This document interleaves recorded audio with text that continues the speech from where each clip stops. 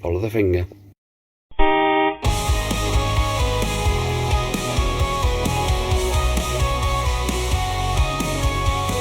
Restorations where all turns new.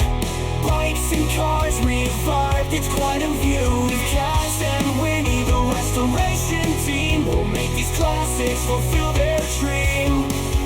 Watch the shades from rust to shining chrome. Each builds a journey, glad you've come along. If our restorations get your motor running, like and subscribe, keep the channel humming.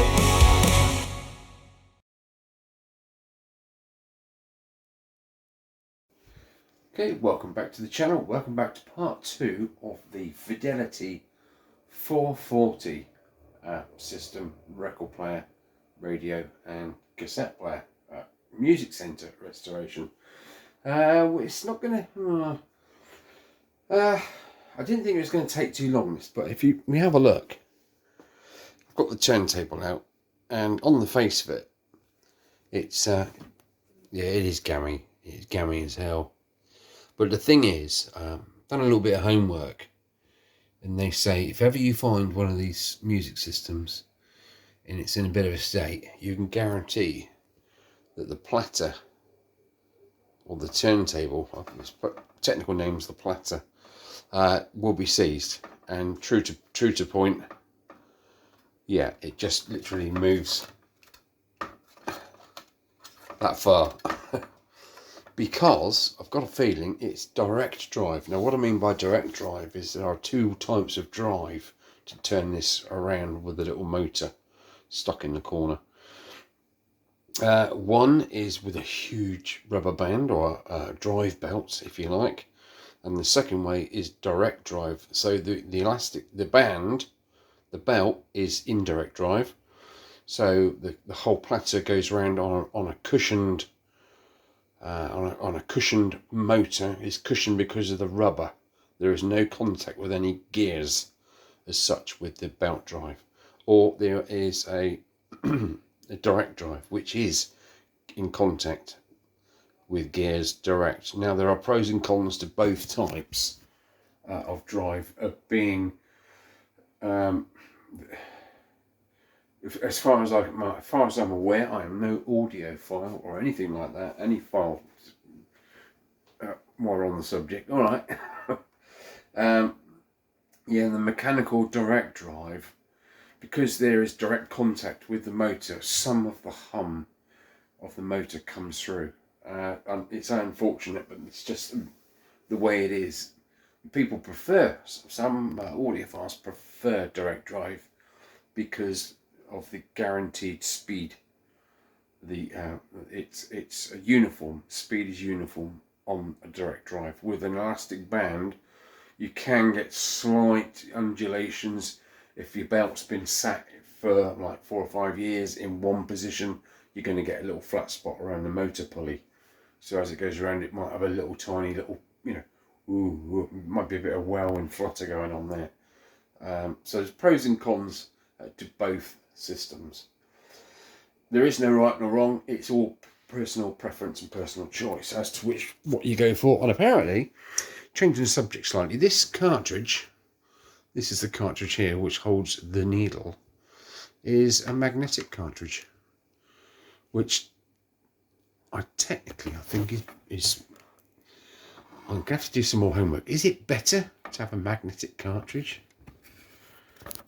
Let me put my hand there and we might be able to focus on the thing. No, it's not having it, is it? I'm going to have to go in macro.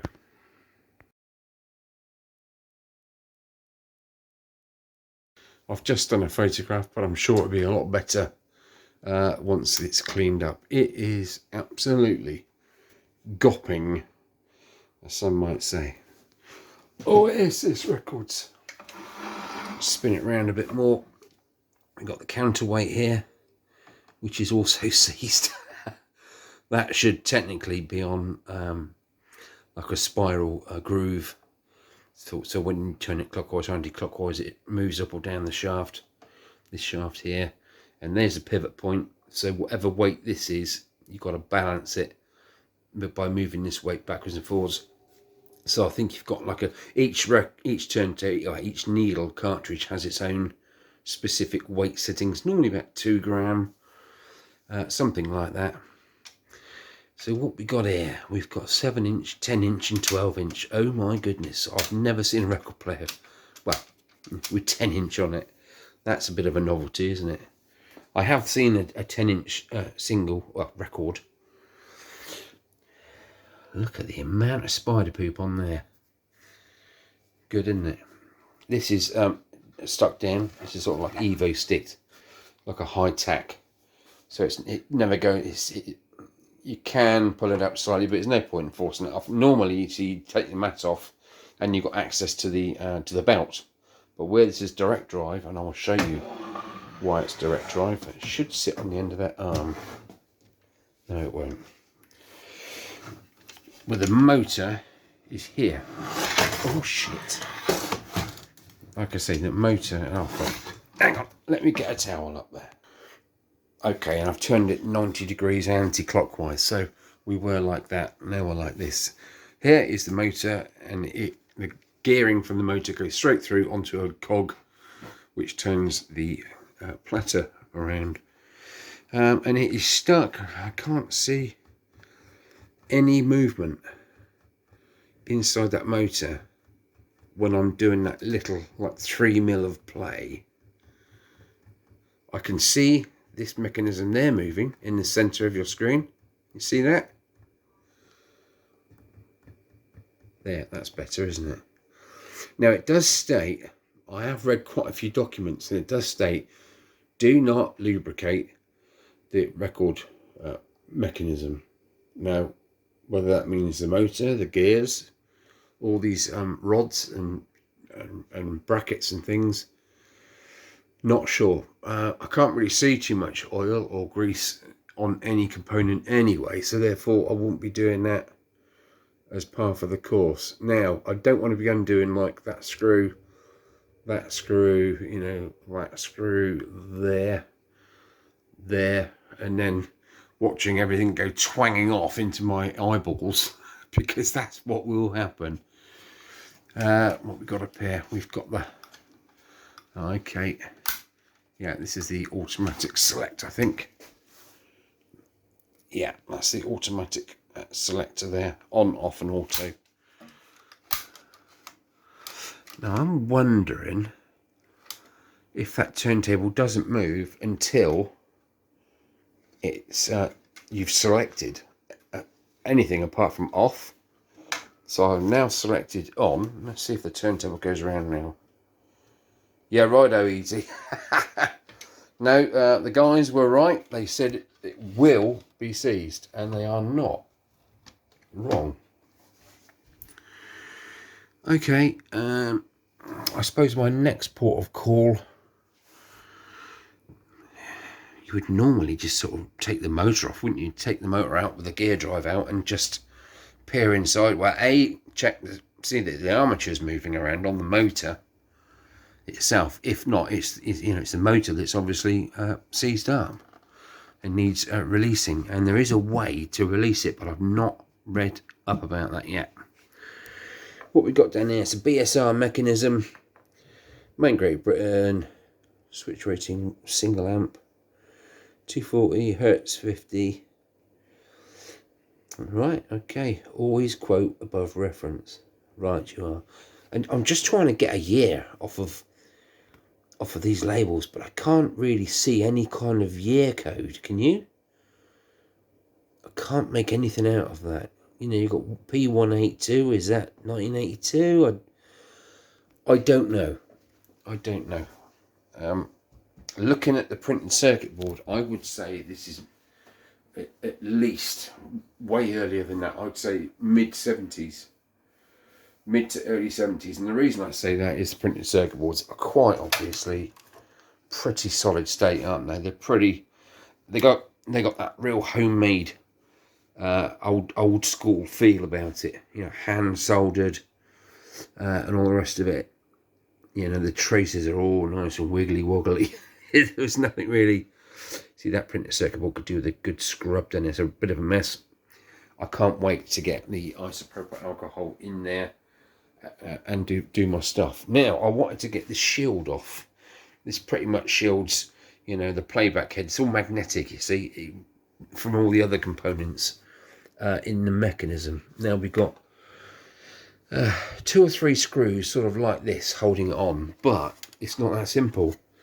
So you got those 2. So if we look from above, we've got one there, and we go across to the other side, one there. Yep. So you take those 2 out, and then you're left with things soldered on. There's a heat is that diode on there? Yeah, and that's connected to there, and it's soldered to. Okay, you don't do the little nut, but then you've got this screw here, you see, that would be from underneath, and there underneath, and there underneath, and there underneath, and you end up literally taking stuff off you don't need to take off, really. But in actual fact, I could actually release that little. See the quality of workmanship here. Look at that nice metal clip retaining these cables, so there's no movement there whatsoever. And you've got the rack here with the playback and the the playback, record playback, and the erase head. See, that's just a mono head. That's not a stereo head, it's a mono head. Oh, beg your pardon. No, we've got 2 pair of cables going to it, like 2 reds and 2 blacks. Or is that 1 record and 1 playback? Oh dear. And this is just when you press record, that no, if you want to clean your tape, you press record, and this little sausage here pops forward, and it's magnetic, and it erases, and then it goes over this head, and whatever you're saying into the microphone or whatever, that then gets put on the blank tape from there. So the tape's going this way, dragging it through. It's getting blanked off by that one, erased, all the magnetic, code on there, if you like, and then bosh, new code is written on there. No, it's not written. It's all magnetic, isn't it? It's very. I suppose back in the day that would be a really cool tech, isn't it? There you go. Quite a bit of muck in and around there to Scooby up. The heads look really clean. That mono head there, right in the middle of that's it. The playback and record head. That is really good. The capstan is scored. When I say scored, it's marked, so that will come out, and on the end of that will be a pulley, a flywheel the other side of this, and that will be driven by a belt from the motor, and so on and so forth. There'll be 2 or 3 belts in there. The rubber on these cassette wheels here is really fresh. I reckon this has been done not well recently, but these aren't original. That cannot be, however old rubber. That it feels fresh, it feels nice and grippy. There's no sign of any age to it. There's no yellowing, there's no splitting or cracks. And here's the handbrake here, look. They literally go like that, and they lock against these 2 wheels to stop them going until you press play or fast forward or rewind. That moves down and allows these to spin freely, you see. Right, let's have a look at the other side of the capstan. See, again, this wheel, that wheel needs a good isopropyl alcohol. That will all come up nice and sparkly when that's applied. It did fast forward. No, I didn't, because I haven't plugged it in yet. Or did I? Did I plug it in? I can't remember. Yeah, I did plug it in. It fast forward and rewound. Ooh. But it didn't play. It's alright, I'm just thinking out loud here. Yeah, there is a belt there. That's alright. I'm looking for the drive belt from the motor. There's the motor pulley, and it has got a drive belt on it. And it does disappear into around the flywheel. Look, that big silver grey thing nearly in the middle of your picture there. It is now. That's your flywheel which drives the capstan. Yeah. That. And so on and so forth. I can't see any. I'm doing 10 things at once here. I'm looking at all these pots and capacitors and resistors, and I'm looking for any leakage. You'll get obvious leakage around here if any of the electrolyte fluids have spilled out over the years. Chances are some of them could have dried up. That is a real possibility. All looks pretty original to me. Can't see. Here we go. Here we go. Yeah, that one there is toast. Come on, focus in. Focus in, lad. It's too close, isn't it? Something is drastically gone wrong over in this area. What have we got here? We've got a transistor. That looks like a transistor there. Then we've got resistors, various resistors. Right, I'm going to really need to delve into this. I knew there was something wrong somewhere, because if we just look to the left here, there's no fuse. That fuse is one next to it, which would do this series, this side. But this side, I guess it looks pretty much like it's protected by this fuse, which is blown and been removed for obvious reasons, because that circuitry there is dead. So I'm going to have to get my tester out, and my limited knowledge, I'm going to have to go through it and see what has blown, and indeed what made it blow. Look at the old oxidization on these little Rios. It's good, isn't it? Right, yeah, I was reading that label to myself just now.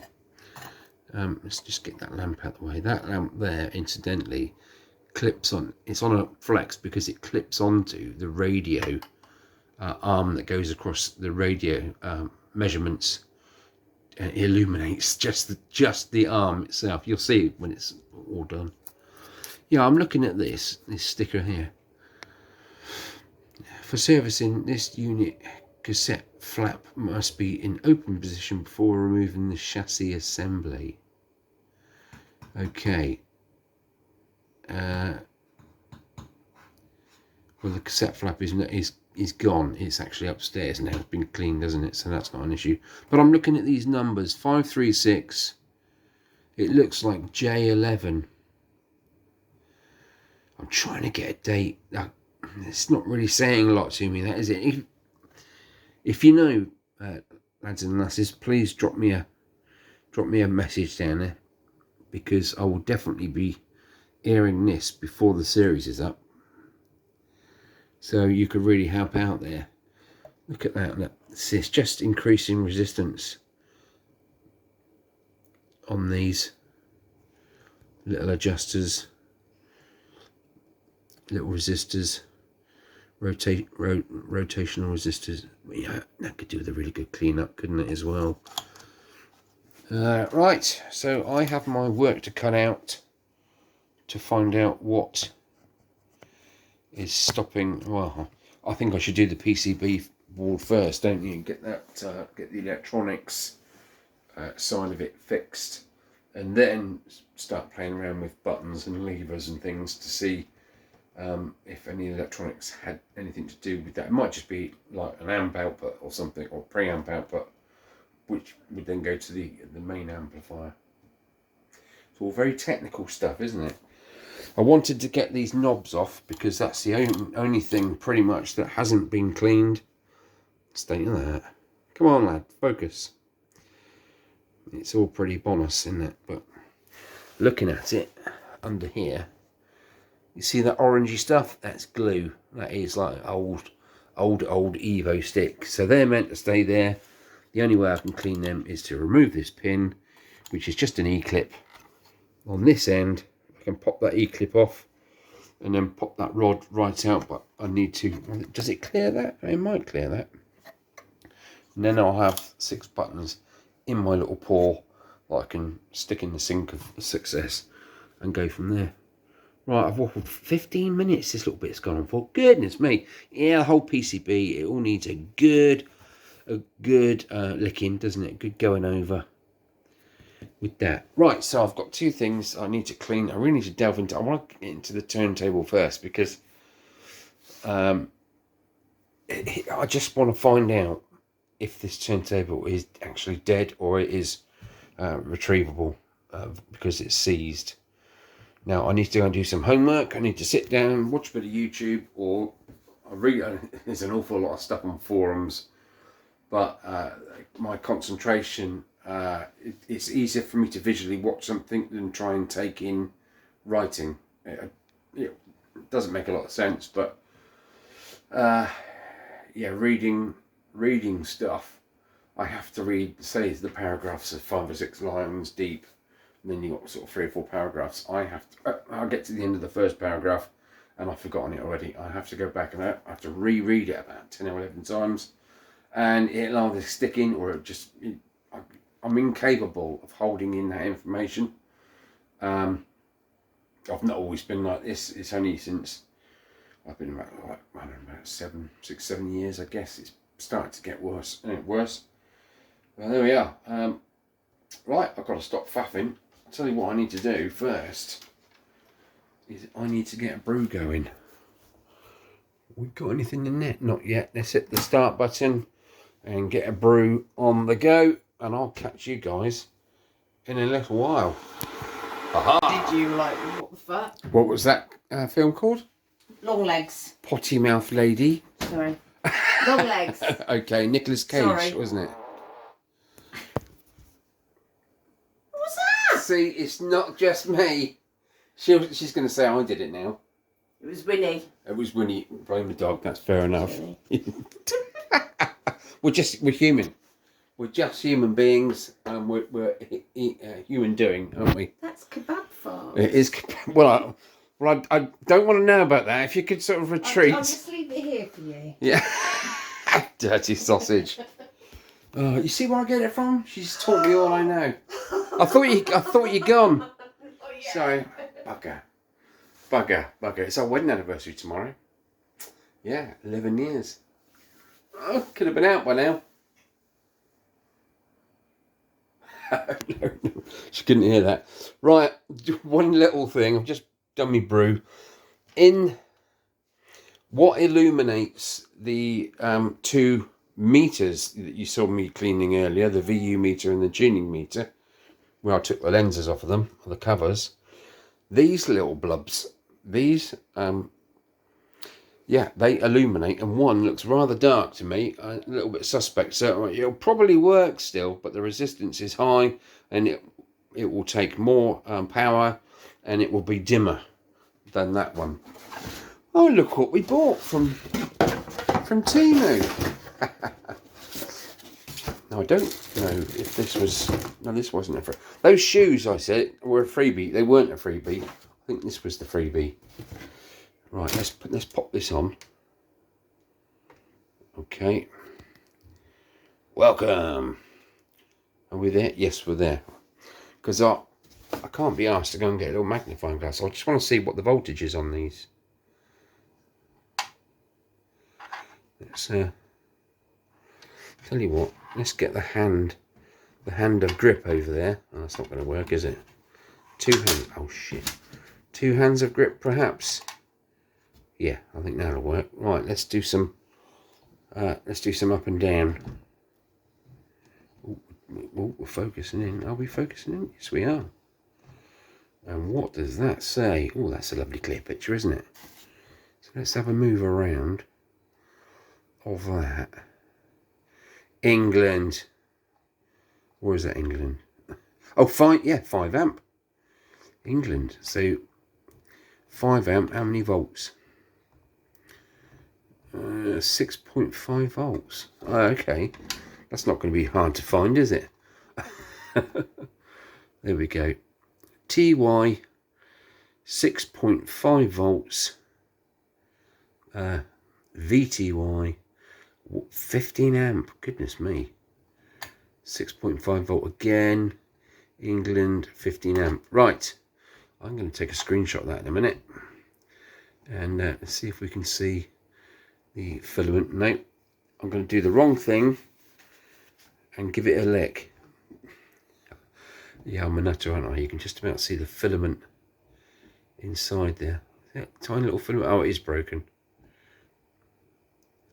Yeah, there's a big gap between the two things. Yes, definitely broken. Right, so that one doesn't work at all. That's fair enough. And that will be the same. So that is a 6.5 volt, 15 amps. I need to pop onto eBay, see if I can find some little sausages. Going to be quite difficult, I reckon. 6.5 volt, 15 amp. Suits you, madam. 15 amp? There can't be 15 amp. Surely to God. That's way too much. 15 watts perhaps, not amps. 6.5 volts. 15 ing. And it does say something on around the other side of the neck. Oh God. It says the same thing.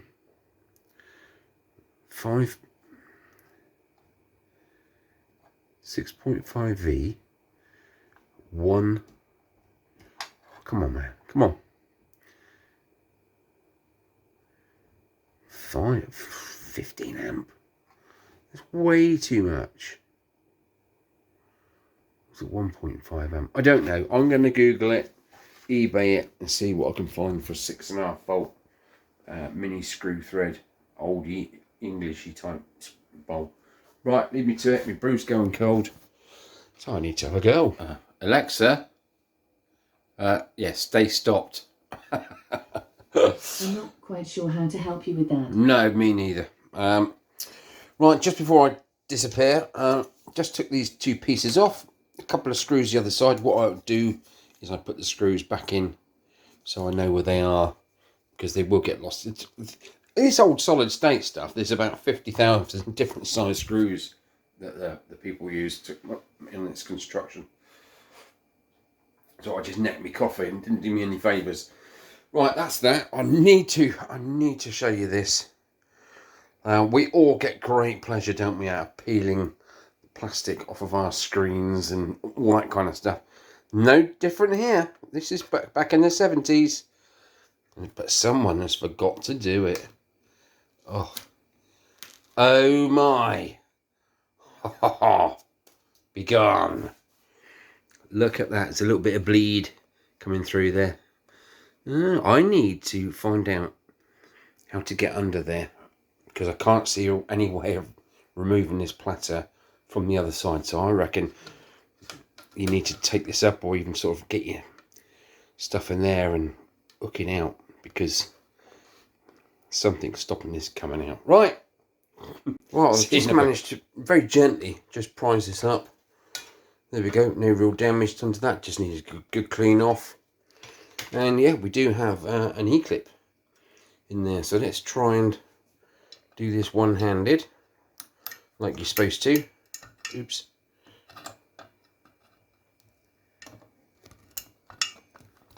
Come on. There. There's that little E-clip. You see where you got the two little recesses there, one there and one there. If you're trying to get an E-clip off, just use a good screwdriver that's fairly the same size, and just gently twist it around and it should pop out like that one's just done. Right, will this platter come off? Yes, it will with two hands.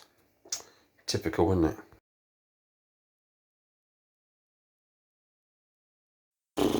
Blimey, Charlie. Right, we're making progress. I've managed to make myself an Ovaltine. To me, that is progress. Right, just watching this really old gentleman from America with the general BSR early turntable. Now, the very, very early ones were 60 made in the sort of mid to late 60s, 68, 69, something like that. So this is pretty early. I was quite right, I think, same early 70s, early to mid 70s, because of the arm. The earlier ones, just black plastic, straight ones. So, yes, anyway, down to this little sausage. The what happens is, apparently, the old grease turns to like a sticky, waxy thingy, sort of glue, basically. And that's what stiffens everything up. So I applied the heat with a little heat gun. This thing is brilliant, absolutely brilliant. And lo and behold, off she came. Right, now drive-wise, you, madam, are going straight in there. Look at the state of that, right? Let's put that light off again. Look at the Adam and Steve of that. Look. It's fag brown, fag orange. In you go, my boy. Have a little bit of a soak in there. Look at oh dear, look at the state of this platter. More like a splatter, isn't it? I've managed to get the hydraulic up and down lever working. We just release that. And there's the up and down lever there. So if we push it up. Oh, it is up. That thing there needs to be adjusted in. So if I screw it in, it should screw it round, should screw it down. I should be a salesman on Bid Up TV. Screw it in, screw it round, screw it down. Right, that's gone down a bit further. Right, so that is now. So when we push this lever up, nothing happens. That was working just now. What's going on?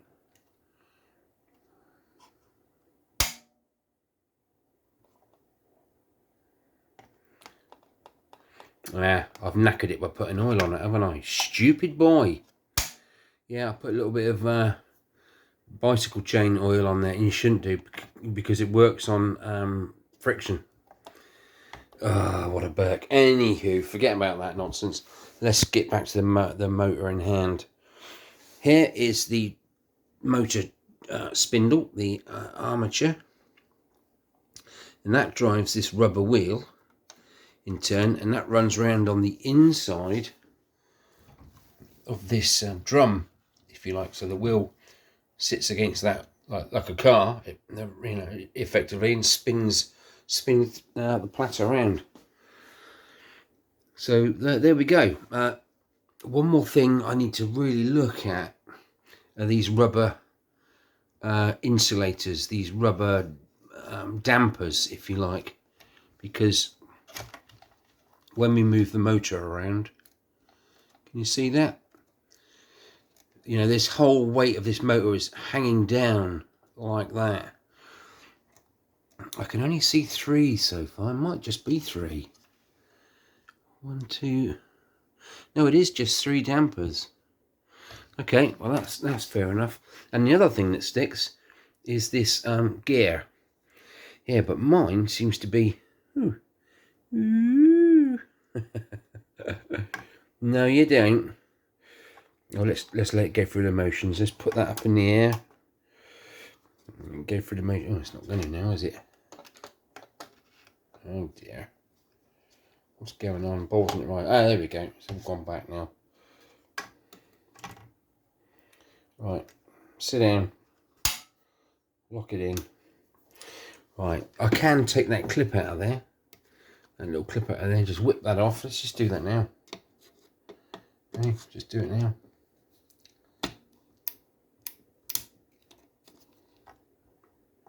Just like that. If you take it all the way off, it will just ping off and disappear on Mars or somewhere. So let's pop that there. Now this should technically just lift off, and I don't want to disturb it from the arm inside. You see how tough that is? That is really tough. So that grease is turned to glue there. Let's just give it a bit of a blast. I'll just give it a second, and then I'll turn the volume down on the. I'll pause you.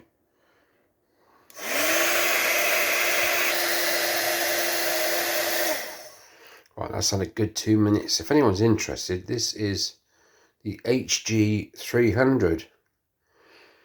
Yeah, made in Taiwan. So I've had this a good couple of years actually, and I've used it an awful lot. Right, let's see if it's done the trick. Yeah, yes it has indeed.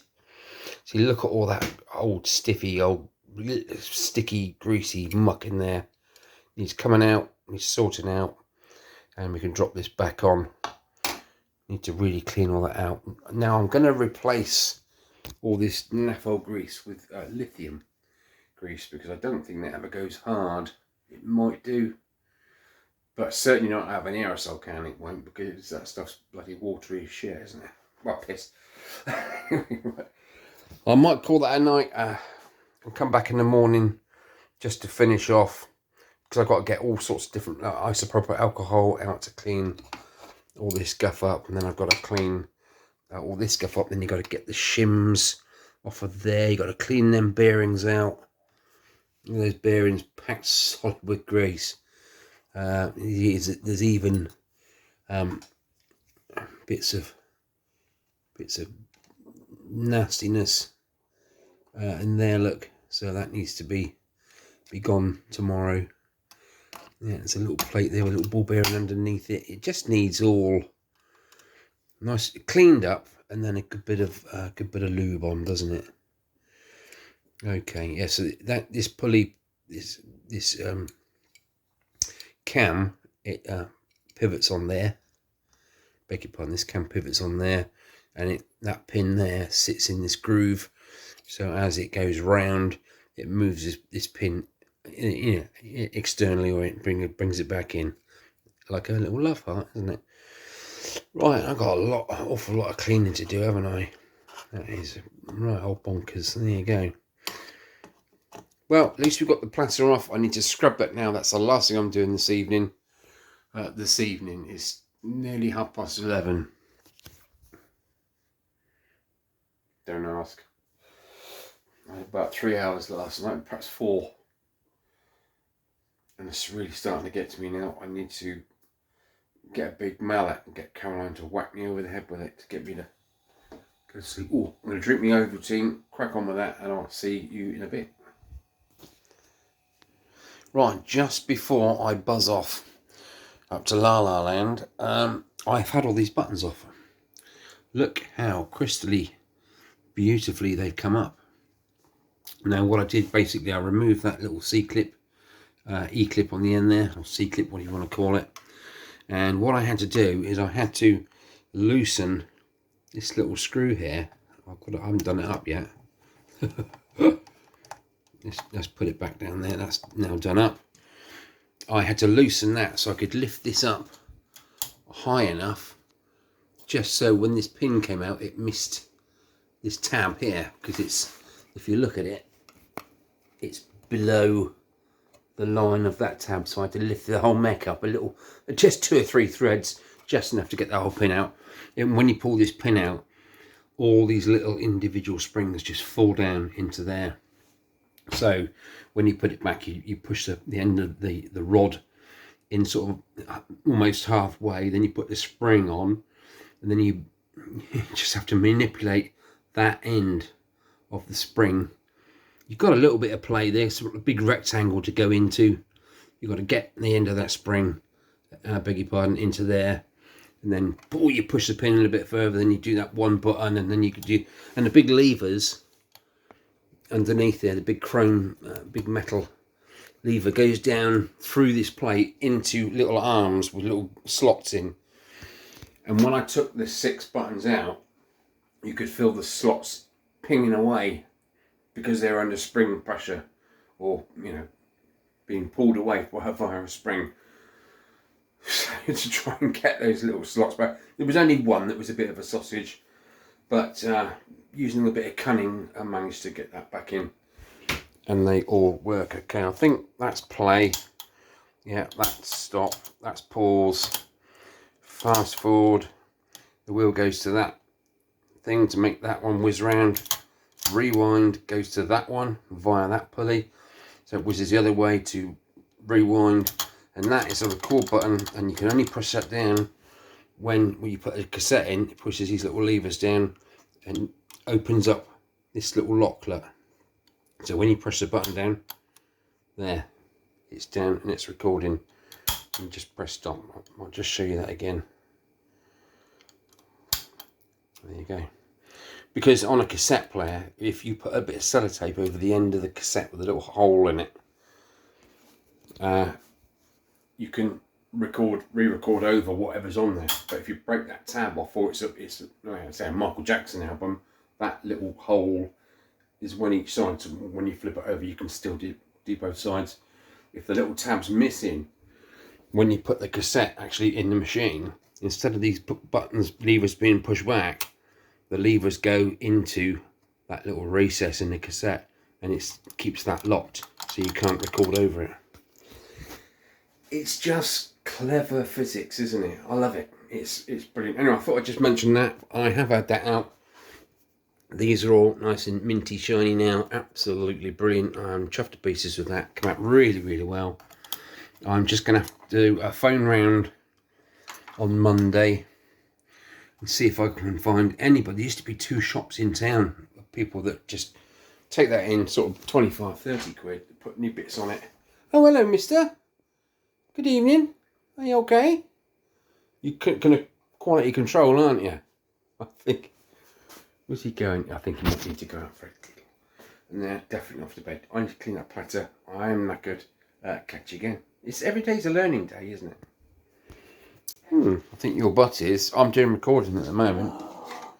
Right, I've got all of the particulates ready, and here most of them all cleaned, look, to within an inch. Beautiful.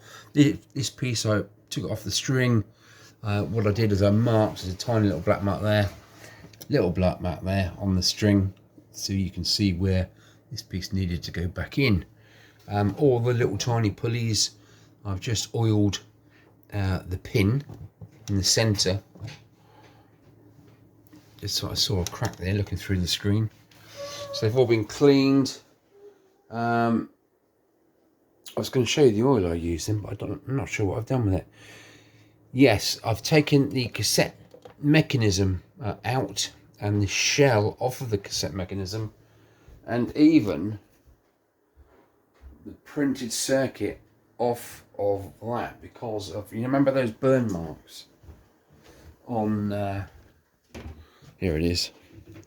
Remember the burn marks on the other side of this? Or was it here? It looks like it might be here. Looks that burnt bit there. Let's have a look. Yeah, all those burnt parts there. So I've literally taken this off. I need to secure that on there with a load of foam around it, so it doesn't scratch or, you know, get any break or anything like that. It needs to be all, that'll be all tie wrapped up together so it's not loose, and so will that'll be all tie wrapped up there. Now I've got a chappie I don't know on a personal level, but he's in Andover, and he's a very good electronics engineer, expert sort of thing. He does this kind of thing for, you know, his breakfast. So I've just sent him a message describing what's wrong with it, with a picture of those burnt parts. I would have loved to have a go at that, but 3 of the resistors, where they got so hot before they've blown the rings off, the little rings on the side, which tell you how much resistance they are. So I don't know what resistance they are, basically, so I don't know what to put back in. I have a load of them, but you don't guess with resistors. So he would know. He'd probably bring up the schematic somewhere in from the cloud or something, and he'll probably do it. So I'm going to leave that to him. The last part of the puzzle was the frame. There's the frame. Like I say, there used to be a Fidelity badge on there, or an infidelity badge. Well, here it is. It's basically chipboard with a very fine veneer, and it is genuine veneer overlaid on it, and it's not really too bad. I've given it a scrub with the old cloth of plenty, and it's had a really good soak and a wipe down and a dry off. So the only thing left to do now is to put a bit of pludge on there. But before I do that, I was really surprised to see. Why are you not going to stay there? Let's put you on there. Let's flip you up and put you on your back. These feet, they're not going to have any insulation from whatever surface this thing stands on going up into the machine, are they? They are horrible, absolutely horrible. So you know I had these 4 spongy feet. See, look, that I managed to recover from my old deck that I lobbed out. It was mutton dressed as lamb. The best part of that old deck are these feet. You've got a rubber pad, a nice grippy rubber pad on the bottom before you got any of that suspension stuff there, dampening rubber. So looking at it, these are M6 threads, all right, and if I turn this over and we look down how they're mounted, it's literally like an M6 size hole. I reckon I can just get a screwdriver, not unlike this one, and put that in there and just tap that out. What do you reckon? Should we give it a go? Ah! Really? Is that it? Come on. Yeah, love, you can finish this off whilst I film. Just pop that in these little holes and give it a tap, and the foot will come out. Tap with what? With your hand. That's it. Nice and gently, love. That's it. Do you want a slap? Not yet. It's a wedding anniversary today, isn't it? Yes, it is. Oh, well done. And one more. Don't worry about that. Nice. Think you Sue's much? Oh my God! Yeah? What would you want? It's a bit rude, sorry. I had you on wide lens then, so it's fine. You fitted my whole arse Yeah, into it there. absolutely. Yeah. So we'll put that on there, and hopefully that will go in there. I wonder if I can unscrew. I bet it's in there, isn't it?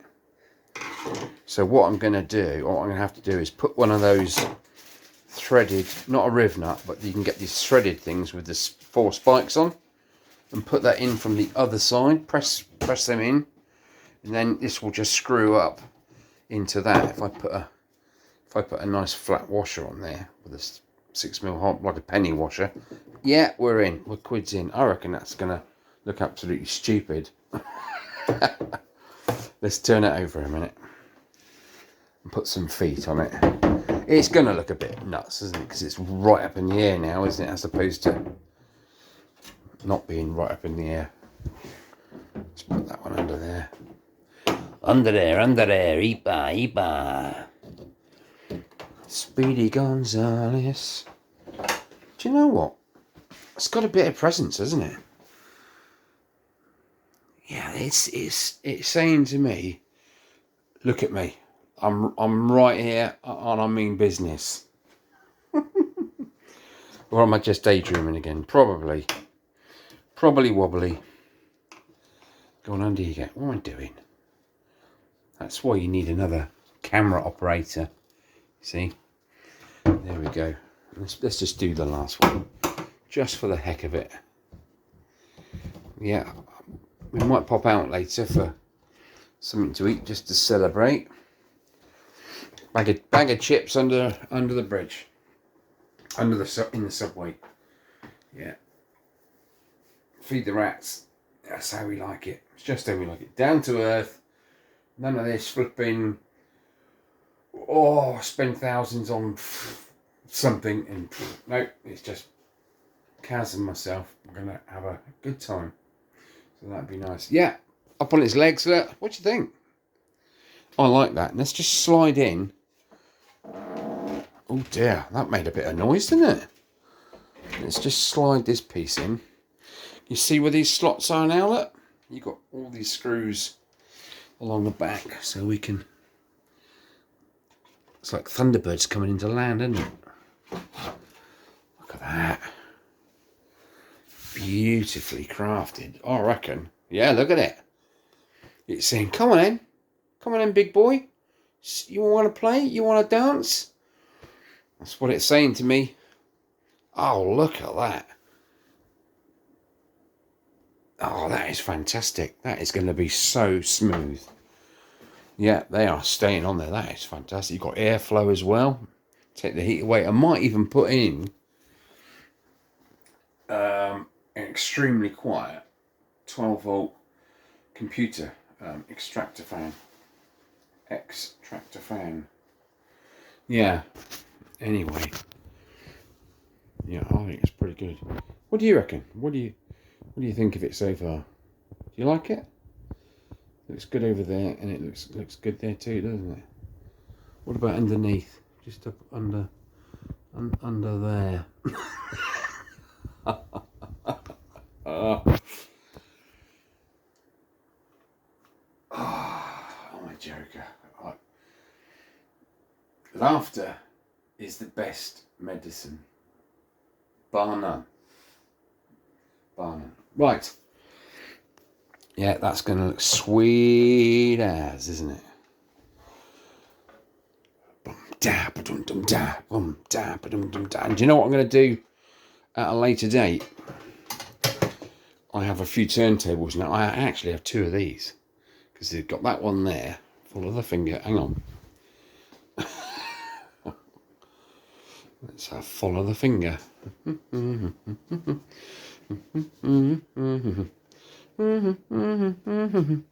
Follow the finger.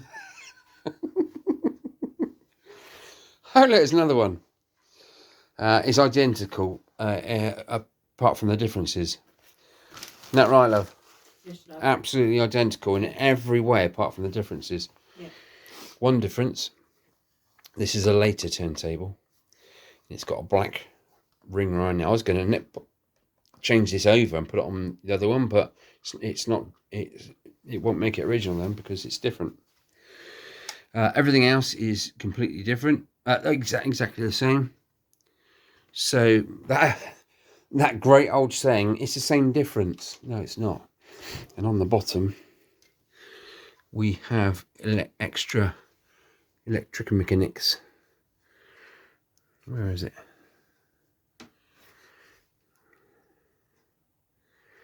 I forget where it is now. Anywho, it is slightly different. The part numbers are different as well. This is an S27 VL8. Remember that? S27 VL8. Okay.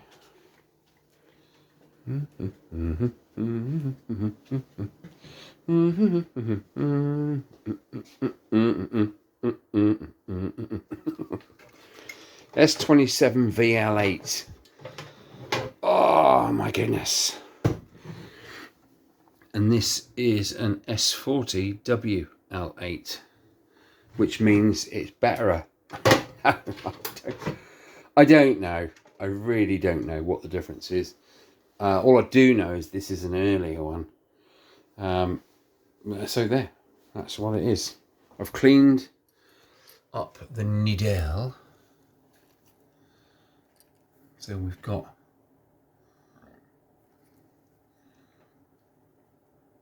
come on. Me. ADC. It's easy as 1, 2, 3. And on there we got OLM 30 Mark 3. I said Mark 2, didn't I, last night? Just goes to show how freaking knackered I was. Like I say, it's had a really good clean up. There's a little tiny bit of corrosion and a little bit of rust. What's a bit of rust between us old folk? What is that? It's nothing. Anyway, let's stop waffling. That looks a lot better than that. How the hell that was supposed to stop any vibration of what? I don't know. chuck it in the bin. So I'm basically going to flip this over now like that, put a big towel somewhere, and so none of this gets scratched. I will re-screw in all these little screws, tighten them up, and then I can add parts back into the thing and then flip it over and put the deck back in once I've cleaned that bearing up. I've not even cleaned the bearing up yet. I just got a bit excited about all the rest of it, which is only fair. What I decided to do, what I should have done at the start, was use a container like this. Just got them out of the shed. And I mean, the parts that take off the radio board is in that section, and that part there is the tape counter that I've removed. That's for that, and so on and so forth. And I should have labelled what each set of screws do. Look, I mean, those ones are quite obviously hold the base. What is going on with this camera? Hold the base obviously up underneath, and that one with the big washer goes between the two, the tuning and the record level meters, holds them in the middle, and so on and so forth. So lessons learnt there. I should have known that from the start. I just thought, bung them all in a tray like so. What is going on? I've ordered 5 of these because you can get them in bunches of 5. One site was trying to sell you 5 of them for, I kid you not, £33.95, and I managed to get them for £3.95 for 5. So I think they just added a 5 on the end of their estimation. Right. Yeah, screws. No, I normally just sort of bung them all in a pot in one pot. And I kind of remember, I've got like a pornographic memory for stuff like that. What I had for dinner yesterday, I haven't got a clue. How old am I? I haven't got a clue. But stuff that's technical like this, it's all up there. For a day or two. Now, if we got waylaid or whatever, something happened, we have to go away, I'd be a right mess because I just wouldn't remember where it all goes. And I keep talking funny again as well. Don't like it. Anyway, I'm waiting on an email back from this guy that I sent the message to about that printed circuit board fire, all the burn marks, and hopefully he'll get back to me probably Monday now, isn't it? He's actually put his address on the web, and it's about 10 miles from me, so I might just, if I don't get an email by Monday, I will pop round there and knock on his front door. But it asks for, if you want a quote, do it online, which I did. So I have no idea how the cost. It better not be a lot, because it's just not worth it otherwise, is it? Or is it? Right, I'm going to crack on. See you lot in a bit. How cool is that? That's a monster. Hello, my boy. How you doing? Are you all right? Well, we've come down the Shed of Dreams because I thought to myself, I've got to look in my box of special fixings, because I'm bound to have something in here which will do it. And I'll show you what I mean. The proper wood fixings here, that you just use an Allen key to wind them in. It is threaded in a very coarse sort of way, but I haven't got, I've got M5s are the biggest. That is flipping tragic, isn't it? I thought them brass things, no, that's no good. I remember these things here, but these are 4mm M4s. Come on, camera, what are you doing? So they're no good, and that was really about the size of it. So I thought to myself, let's just have a look at the riv nuts. Let's just give us, hang fire. Let's just have a look in the riv nuts. So I looked in the riv nuts and I found 4 M6 riv nuts, and they do obviously fit on there perfectly. But when you wind them down, or you wind them up, depending on how much lip they give you, this stupid thing, that's perfect. So if I drill a hole, enlarge the hole in the wooden frame, those 4 holes, to that size, or actually slightly smaller than that size. So I have to literally toffee hammer these into the hole. This top hat piece here will stop it going all the way through, and I can put some adhesive on there, and I think we're in. I think we got a result, don't you, fella? Yeah, I think we got a result there, so I'm going to try that. I'm going to dig out some drill bits, get the vernier gauge out, and see exactly what size they are. Right, I found it. A nice dormer made in Brazil, HSS 100, and it is 8.99 recurring. So that is the culprit. Now I have sharpened it up. It's been in the drill sharpener. I have sharpened every single one of these because I was sick and tired of going to my drill box and not having a sharp one. So there we go. That can go back in there. So I need that and the 4 little things which are now in my pocket. Right, here. That is it not? Basically, where are we? That was basically 9mm. Basically. So if I go for an 8.8 drill bit, we should be alright, shouldn't we? Let's just turn that off, like so. Put that somewhere where it won't fall off. Drop that on the floor. Did you find it? He's a good lad. No, you can't eat that. That won't make you. That won't put hairs on your teeth. Right, need a vernier gauge over here. Drill bits, all nicely clean. Thing is, I've still not gotten round to sorting this like yet. I know, but I've managed to purchase a few of these little 12-volt lamps because I can then put them under there, like so, like that. Wire them into the little transformer there, which does these lights, and it's got a little on-off switch as well. So when I'm doing stuff on this drill, the light is literally right there, and they give off a good whack of light as well. But I've got 2, so I can put another one perhaps over here just to illuminate this, because it is a bit dingy in this corner, and when you've got machinery, you don't want it to be dingy, do you? Anyway, drill bits. Oh my god, oh, Jesus, ow, that hurts. Oh, my foot's stuck. It's alright, floozy. Right, you don't really need to watch this. I'm going to sort this out in a second. We'll be back indoors. Right, welcome back to the kitchen workshop. The beast. Right, let's do some Duracellin. Okay. There you go. A little bit haphazard, but it's good for the cause. Now that needs to go in up underneath, like so. Will it go in, I wonder?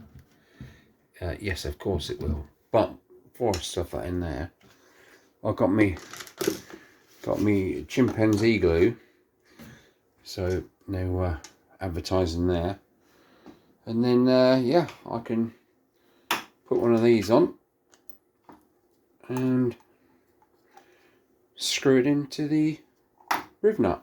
Now what I've done on purpose here, now I've got 4 washers for the 4 feet, but one washer has got a nick out of it. Now the thing is, in 100 years time, in 200, in 1,000 years time, when someone unearths this beast, which will be packaged away in a time capsule somewhere by somebody, they will find this and they will watch this on the now what would it be these days? I don't know, YouTube Star or something in the future, and they'll go, let's see if it's original E.T. Let's have a look. Look at the feet. It is the original one that he worked on back in 2024, the year of our Lord. Oh my goodness. The things I get words around in my little head is not worth thinking about, is it? Anyway, let me crack on with this before I go completely mad. I don't know. Right, beautiful. Daub some of the old chimpy glue on there and just push them in. Press them in firm. Un, deux, trois, quatre. Eins, zwei, drei, vier. Eins, zwei, drei, vier. Is it vier, four? Eins, zwei, drei, quatre, cinq, six, seven, 8, 9, 10. Huh? I can do Italian as well. Hey, a one, a two, a three, hey. Stupid boy. Right. Big penny washer on there. I'm going to have to leave these to cure before I get too carried away. And the reason for that is, once I've got these 4 feet on, won't be able to get... Yes, you will, because they've got... I bet you can't get that in place with the 4 big feet. You see what I'm saying? I don't want to bend that and break it, so I'm just going to let that cure, and I'm going to start fitting in the base. All right.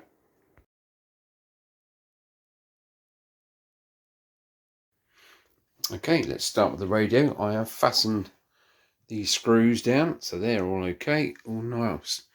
Thing is, it's quite brittle, so you need to be quite, you know, no torques. You know what I'm saying? So, anyway, these little knobbies, all cleaned and polished. That's this thing with this old stuff. It's all parts that are fixed together, not just one moulded plastic. And if you look very closely, you can see, if I put the light out, you can see that each one's cracked. See where the screws have gone in? And over the years, the hot, cold has cracked each one. They're all the same. Take any one off, and it's got a little crack in the bottom, look. Alright, so very gently, they slide, let's put the light back on, very gently they sort of sit in there and just slide up, and then they're held in with a little grub screw on the end, of which there should be 10, so that leaves 9, and there's 2, so that's 7, and there are the 7 there. That's all good, isn't it? So I was going to do that. It's simple reversal of removal. Everything's all nice and clean and sparkly. Look at that.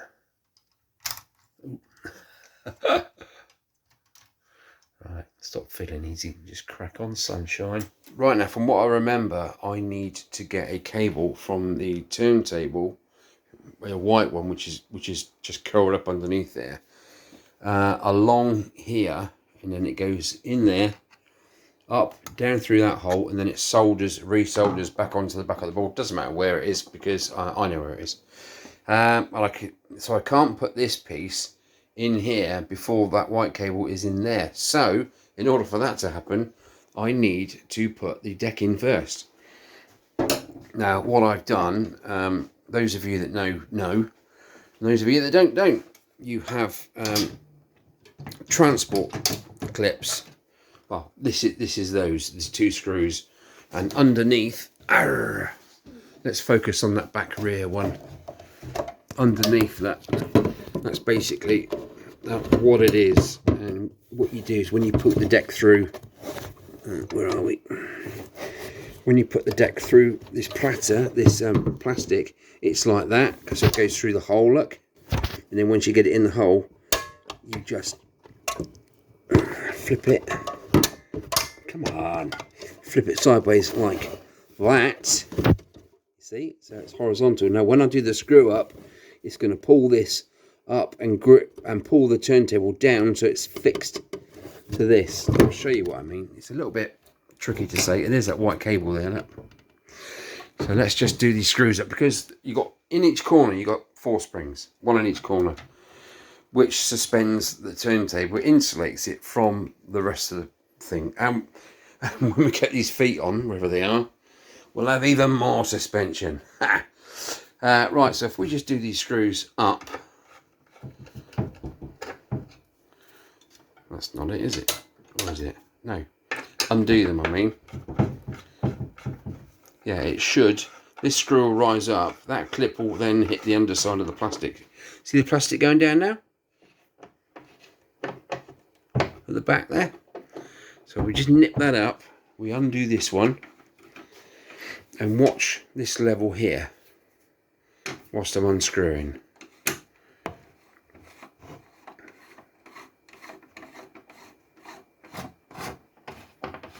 See, it's getting pinched. So now those 4 springs are compressed and this can't move. Okay, so that's fine. Now I can flip it over and do the white cable across to here.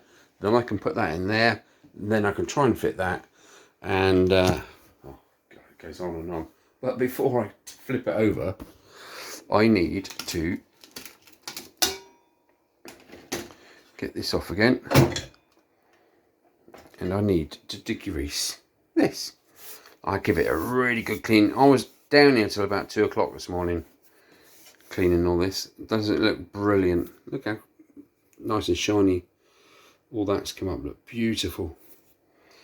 So there's an awful lot of setting up, especially with the arm and the cartridge and stuff. Lots of setting up to do. Wheel's been in the bowl. That's all nice and clean. And how this drives this round at the right speed. If we look at the motor, you've got one ring gear there. We've got a thinner one there and an even thinner one there. So this top one will be your 78. Your middle one will be your 33. And the bottom one, the big one, will be will turn this faster, which will turn the turntable faster, or platter. And yeah, so you get your 3 gears. So this piece here actually moves up and down when I do this. You see that moving over here? See, it's clever, isn't it? Oh, beg your pardon, that's 78. Of course, 78 goes really fast, doesn't it? Just do that back and you can watch that movement going up again. And 33 will be the slowest speed. Obviously that'll be touching, yeah. What's going on here? That's supposed to be against the wheel, isn't it? Oh yeah, this all moves as well once it's all going round, and that will be driven from there. It'll put the drive through the belt and then it will turn the turntable like so. So that's how you change the speed on an old turntable. Isn't it clever? All good, isn't it? There we go. Right, I'm going to leave it like that, all bolted down. So this piece, when I turn it upside down, cannot fall back out. Basically, that's what these are for. And if you transport a record player, do undo these screws as far as you can till they stop, and it will clamp down this area, make it one with the framework, so it can't move around. Otherwise, when it's in the back of your car, your van, or whatever, this will rattle until hell freezes over, and it's not nice. Trust me, I've been there. It's not good. Oh, got something in my eye.